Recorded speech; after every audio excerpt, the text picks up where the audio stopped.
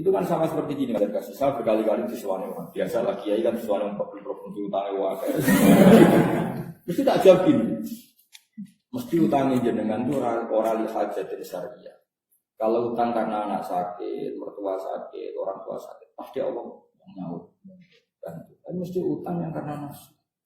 Mesti hukumannya delalah nyaut, delalah jatuh, delalah.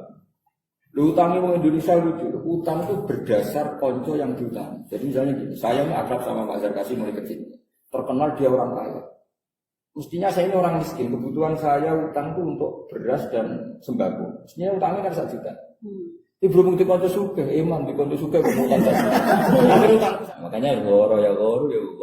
Karena tidak berdoa di munasabah jadi biro. Bahasa Arabnya loh ya, kecuali sudah jadi bahasa Indonesia memang. Jadi ghira. Lah ghira itu maknanya perasaan tersinggung ketika ada keharaman. Jadi itu untuk menjaga kehormatan. Tapi bukan karena terus kita anarkis, tidak itu menjaga apa? Kehormatan. Saya baca. Laisa alal hurum mengatasi barang-barang sing terhormat. Sebenarnya makna haram itu bukan haram. Kalau orang Jawa itu kan ada konsensus ya, bilang haram itu sesuatu yang enggak boleh. Sebenarnya kalau orang Arab itu kebalikan Mas Zarkasi. Orang Arab bilang haram itu sesuatu yang mulia. Makanya bilang haromen itu kan Masjidil Haram. Orang Jawa bilang haram. Jadi sebetulnya misalnya pidato gini itu benar. Wabil khusus Dr. Zarkasi Al-Muharram itu boleh. Al-Muharram.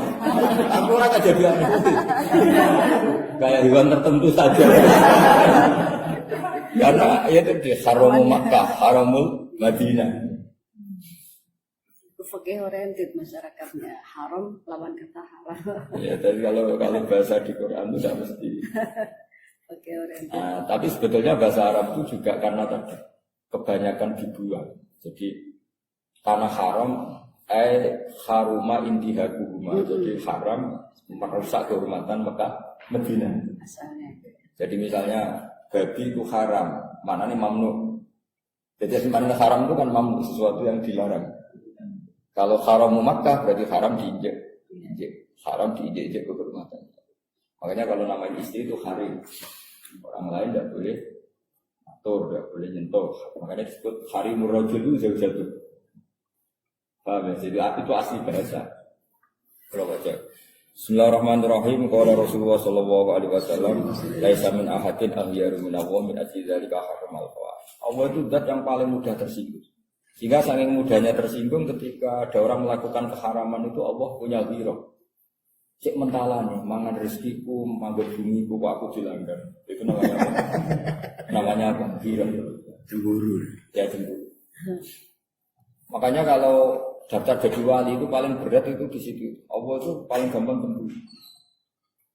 Saya itu kalau berdoa, untuk pribadi itu jarang mandi. Karena kayak kesalahan pengeran, dino wong akeh egois kayak gitu. Jadi fikih saya itu memang hidup. Kalau di fikih kan hanya wa yukrahu doa lil imam misalnya biro apa madini, wa yusanu lahu madina gitu. Wa yusanu lil imam takmimut doa. Sehingga ada kita kalau jadi imam umat dina di mana aja. Kalau sendiri umat ini. Tapi saya sholat sendiri sekalipun kalau bocah umat ini itu kayak merasa salah. Karena buat saya sudah ada buat sendiri. Meskipun mungkin pas sholat subuh kadang-kadang sendiri. Itu kan tapi kan secara prosedur sholat jamaahnya. Tapi secara figur kan saya sudah tidak pernah sendiri. Meskipun sholat sendiri, tapi secara figur sudah tidak pernah. Jadi itu rasanya sudah tidak nyaman. Makanya tadi betul ya doa. Jadi kata beliau kalau sudah jadi orang soleh harus ilmu ta'addi harus manfaatnya kemana-mana. Saya teruskan. Bismillahirrahmanirrahim. Ini yang penjelasannya musnad. Al-ghairu 'alal haram ihsanun bisawni 'anil fawahish al-mujibah li 'arid dunya wa naril akhirah. Ya, jadi ketersinggungan atau cemburu supaya haram itu tidak terjadi karena untuk menjaga fawahish al-mujibah li 'arid dunya wa naril akhirah. Jadi misalnya gini, andaikan orang itu kancanan lonte atau kancanan WTS nyaman-nyaman saja, nanti nggak ada bedanya dengan kancanan orang afifah, orang yang terhormat. Meskipun kita punya cara untuk tetap baik supaya orang itu semoga tobat. Saya ulang lagi, kita tetap punya manhaj ingin baik supaya orang itu tobat. Tapi jangan lantas kita senyaman kayak kancanan orang Afifah. Nanti gak ada ghirah. Kalau gak ada ghirah, nanti orang itu merasa gak apa-apa. Saya pernah ditanya sama ya sudah kiai ya sudah alim tanya gini, Gus, Allah itu maha pemaaf, tapi kenapa misalnya copet, maling, luntik kok tetap jatuh di masyarakat? Bahkan di masyarakat yang orangnya itu nakal semua. Saya bilang Allah sudah dengan tanda kutip ngancam lahum fid dunya khizyun. Jadi orang nakal itu di dunia tetap ada hinanya. Jikalau jadi gunjingan, misalnya ada perempuan nakal dalam satu kampung itu gunjingkan semua. Terus dengan tanda kutip dapat isolasi sosial. Karena Allah sudah ngendikan lahum fid dunya khizyun. Copet juga gitu, maling juga. Meskipun Allah tetap ngendikan wa anibu ila rabbikum aslimun, tetap mereka pun dipanggil untuk akhirnya apa? Ya sudah kamu kondisikan apa enggak tetap terjadi. Apapun baiknya kita ingin memperbaiki mereka tetap terjadi ada isolasi sosial. Orang pernah korupsi, lalu orang pandangan itu tidak nyata karena Allah ingin menghukum. Cuma baiknya Allah hukuman itu la'allahum yarji'un supaya mau kembali. Itu bedanya Allah dengan kita. Kalau kita karena dendam karena macam-macam. Allah itu bagus tetap la'allahum yarji'un. Tapi tetap harus ada hukum. Misalnya ada suami yang sudah mulai melihat istri orang lain gini-gini atau melihat cara-cara lain, kok terus sing wedok ora kurang ya aneh. Kok enak, nakal ora hukuman. Wah, itu harus dilabrak. Enak di luar, susah di dalam. Enak di luar, enak di dalam. Sudah di luar godain cewek-cewek, di rumah masih dimanja sama istri kan keenakan, cara apa? Oh kok enakan. Lah istrinya itu ya nyari-nyari data, lah ya dapat gitu. Makanya yang enak di luar berhasil dia. Itu harus lahum fid dunya. Saya pernah punya kenangan dalam hal ini. Meskipun ini agak off the record, tapi ini urusan ilmu. Kalau ilmu kan saya tetap ilmu. Pernah ada seorang dokter yang saking ahlinya medis, mungkin saking spesial. Dia itu bangga karena ingin sedang agak-agak kayak yakin akan menemukan obat itu, virus HIV. Soal ke seorang ulama alim. Dia dengan bangganya karena mau menemukan itu sudah mau profesor. Kata Kiai itu lucu. Kiai itu Dewi Gini. Padahal Kiai itu terkenal baik, terkenal ahli sosial. Kiai itu siapa? Nak pancen kena IT ku krono sek bebas. Kecuali krono tertular ya, yang krono sek bebas. Dok itu berarti ngelawan hukum ini. Wong pengiran kepengin ngukum bendok apa kok malah mbok golekno solusine. Kamane kira-kira wong Tuhan ingin menghukum kok kamu cari solusi. Jadi Allah tetap enggak bisa. Jadi kamu para ahli medis itu jangan malah tertantang obati virus HIV yang karena fisik loh ya, bukan karena ketularan. Karena kalau tertantang itu artinya akan tertantang melawan semua tuh. Allah menghukum kok. Tapi tetap Allah ingin nyala alam yarjun ya, jangan salah paham. Allah itu beda dengan orang-orang ekstremis. Kalau hukum itu ingin supaya orang itu kembali, bukan hukum yang karena kebencian. Itu kan sama seperti gini Mas Zarkasi. Saya berkali-kali disuani orang biasa lah kiai kan disuani orang problem utang wae. Mesti tak jawab gini. Mesti utangnya jenengan itu orang hajat dari syariah. Kalau utang karena anak sakit, mertua sakit, orang tua sakit, pasti Allah yang nyaut. Dan mesti utang yang karena nafsu. Mesti hukumannya delalah nyaut, delalah jatuh, delalah. Utangnya orang Indonesia lucu. Utang itu berdasar konco yang diutang. Jadi misalnya gini, saya ini akrab sama Pak Zarkasi mulai kecil. Terkenal dia orang kaya. Mestinya saya ini orang miskin. Kebutuhan saya utang itu untuk beras dan sembako. Mestinya utangnya kan 1 juta. Ini berhubung di konco suka, emang di konco suka. Akhirnya utang itu 100 juta. Ngomongnya gini, Pak Zarkasi, saya ini kasih modal gini-gini. Jadi utang itu 100 juta ini berdasar menyesuaikan yang diutang. Yang juga utang. Nah utang seperti ini aku yakin Allah akan menghukum lala resonya. Mas Zarkasi teman akrab dan terus putus. Kalau utang karena hajat dan syariah apa? Hajat dan anak saya sakit, kelas orang miskin misalnya harus puskesmas utang 1 juta. Itu pasti Allah yang tahu. Atau kalau masyarakat yang nake itu pengiran malah nyalano sing utangi. Wong kanca akrab utang itu kadarnya segitu aja kok. Mana dirotonin Jadi gitu loh. Jadi fakta itu jelas aturan lainnya. Kalau kita utang di hajatin syariah, itu mau iso-iso sing bisa langsung sing utangin anak dhewe. Jadi jelas. Sekarang orang itu utang karena nafsu. Di relasi ning kom sing iso dijak kom kali kom. Akhirnya utang banyak. Kenapa utang banyak? Mumpung duwe kanca dadi direktur. Jadi utang banyak semuanya nafsu. Baru sekolah matur kiai kan gitu. Ya ayo matur. Aku mesti jawab, ra iso. Lha jenengan dungane bantis, tapi ra kabeh iku. Nah, itu pantas untuk hukuman. Ngomong fair aja daripada repot. Pada salah doanya. Iya. Salah doa. Udah tahu di tunggu manju rakal bukon. Ternyata betul dia cerita. Jadi dia itu tidak pengusaha karena punya teman pengusaha terus bergaya. Pengusaha karena tapi temannya ngutangi sambil ya. Itu kalau investasi di sana mudah. Yang namanya nggak ahli kan hanya berdasar tomat tadi loh mas. Nah bayangkan kalau se-Indonesia rata-rata ingin jadi pegawai di kementerian tertentu karena berdasar relasi ini jadi apa? Konstitusi. Di keuangan ya sama. Ngeri kok. Makanya agama itu aturannya jelas. Kata Rasulullah orang yang utang dan niat nyaur, maka Allah yang akan nyaur kan. Kodowo kan. Tapi utang kita kan seringnya ada seperti itu. Berdasar yang diutang itu kan. Dan misalnya saya punya teman gubernur, kebetulan teman saya mulai kecil. Kan lucu misalnya, utang 1 juta.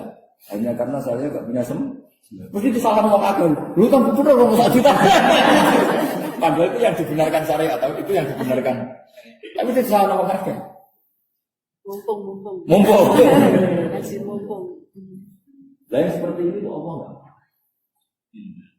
Makanya siapa yang utang harta orang lain, aroda itlafa yang ingin menilai maka atlafa Allah akan diusahlah. Jadi orang bangkrut di Indonesia itu rata-rata lagu fitunya khusus karena tadi sebenarnya nggak mainan. Coba ada kontraktor kelas ecek-ecek kabupaten. Gara-gara punya teman di pusat terus nangani proyek nasional. Itu berdasar kroni, berdasar kemampuan.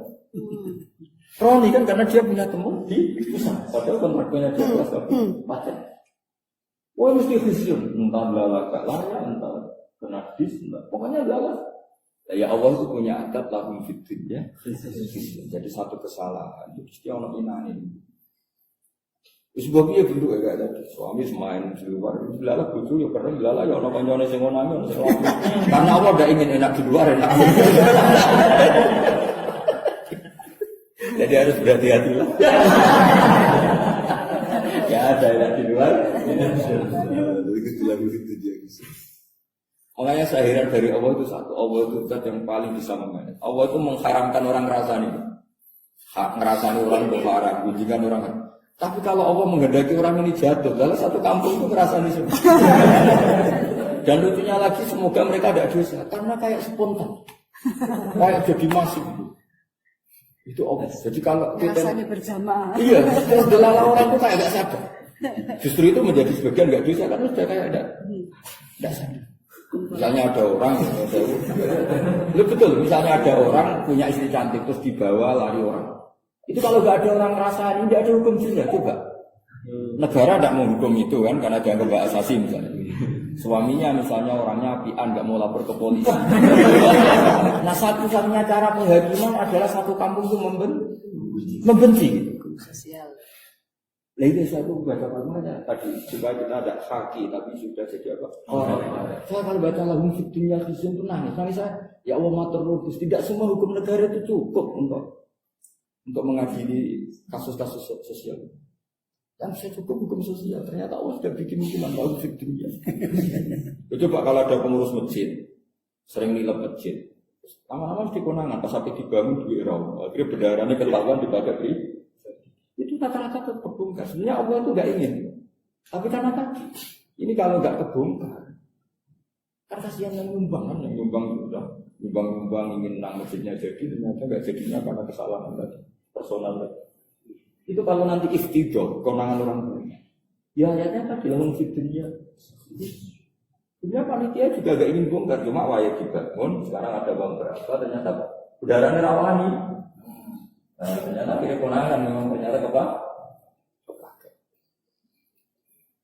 Saya bayangkan kalau tidak ada lagu fikirnya susun, wah maksiat malam. Sebab negara tidak cukup untuk anak. Tapi kalau sanksi sosial, saya ada mubalek saja, narik berlebihan. Pasti kan tahu ya dia di rumah saya. Karena masyarakat meskipun tidak tahu ikhlas itu apa, tetap inginnya dia itu ya yang ikhlas. Jadi kalau sudah mulai narik-narik yang nggak wajar, kecuali kalau wajar ya, mungkin orang maklumi karena itu mau teknik, apa? Teknik. Karena ya kalau teknik itu kan yang normal ya. Ya kalau di kampung kan jarang punya mobil, dia bilang ke panitia, aku gak di mobil, namanya dia ngatur aku ya orang sing jemput itu kan murni apa? Teknik. Daripada beliau malu cari-cari mobil pinjam kan mendingan dibebankan ke panitia karena ingin undang. Itu kan normal ya seperti itu. Kayak di Kudus dulu banyak lagi sepuh yang gak kagungan mobil. Kalau dulu kan banyak sekali, kalau sekarang jarang. Biasanya kan kiainya mau pesen gitu, tapi aku jemput itu karena hanya apa? Teknik. Tapi kalau sudah nggak wajar, iya ada IO-nya. Tapi tetap lama-lama kali itu sini belakangnya itu apa saja. Ya saya heran sama Allah itu gitu. Jadi Allah itu bisa mengelola. Oh gini, ngomong-ngomong. Mungkin sekali setiap langsung menggak soal. Jadi gitu Mas Yarkasi Ibu ya. Jadi saya senang kitab ini karena kitab ini dari peristiwa khusus. Misalnya perilaku seorang nabi langsung jadi takmir. Nah dengan cara seperti ini kita bukan hakian tapi qori'an mu'tabiran ya. Jadi qori'an mu'tabiran. Itu saja kepentingan saya Allah memasifkan kita. Jadi enak itu, jadi kayak tadi sampai dibabkan bab amal singkosir sama tadi doa singkosir sama. Ternyata orang-orang soleh dulu mau dan untuk dirinya wamin duriyatina umat muslimat. Nah kata dunia itu nggak benar kata pengganti keberlangsungan. Jadi bukan dunia saja tapi ya keberlangsungan umat ini harus tambah baik. Hadis nama kaidah ini al-mutaatiyah. Oh kaidah. Ya kan sama semangatnya sama seperti itu. Itu di asbah itu ada. Al-muta'addi al-ibadah al-muta'addiyah khairun dari ibadah al-qasir. Ada yang sing al-muta'addi khairun min al-qasir. Saya unek bawa naik barang tanglet. Yo lah sudah ngomong roh. Semuanya wis nak mulai barang kalau ngomong. Langsung aja di luar konteks.